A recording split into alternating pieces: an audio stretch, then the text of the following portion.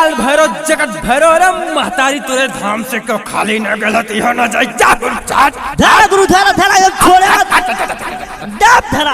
अरे छोड़ दे। कौन है रे कौन है? अरे का भेल रे बच्चा काहे रोते? बोल बोल बोल बोल रो मत रो। बाबा मैं बचाला नहीं तो बचब ना मरिया। अरे टेंशन मत ले, पहले समस्या बोल का भेल बताओ बताओ। समस्या माई बाप सब कोई हार गईले, ओझा वो भी बड़ी बेरी झार भइले।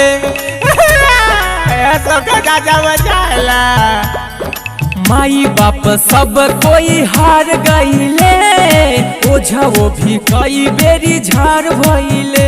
पूरा दहिया एकदम जकड़ लिया है, पूरा दहिया एकदम जकड़ लिया है।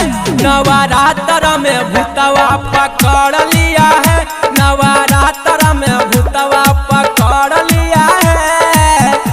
अरे बेटा तोके तो वही पिपरा पर का बरमवा धइले रे। अरे बाबा हो तनी भूखिए लगत हमरे। सही में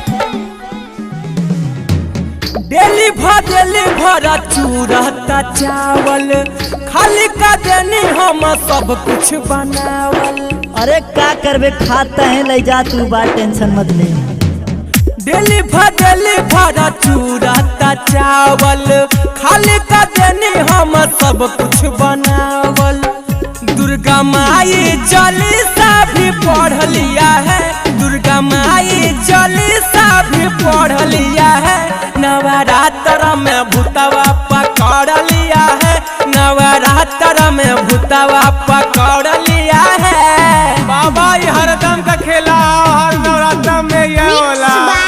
अच्छा ये बता तो मम्मी कुछ मनले उनले ना रानी रे? पता नहीं बाबा, पूछ के बताइए।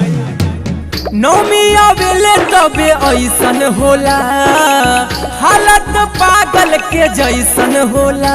अरे अब का करबे, तो पूजा मांगत है। अब पूजो तो पड़ी का। नौमी आवेले तबे ऐसन होला, हालत पागल के जैसन होला। राम जन्म से भी झगड़ लिया है, राम जन्म से भी झगड़ लिया है। नवरात्र में भूतवा पकड़ लिया है, नवरात्र में भूतवा पकड़